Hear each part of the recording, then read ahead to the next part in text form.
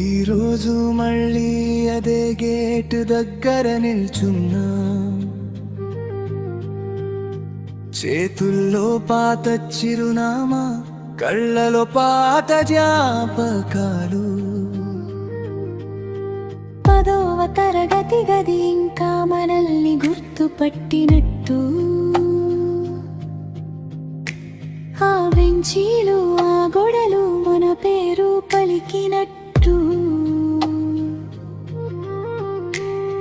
చిన్న నవ్వు వెనుక ఎన్ని మౌనాలు దాగున్నాయో,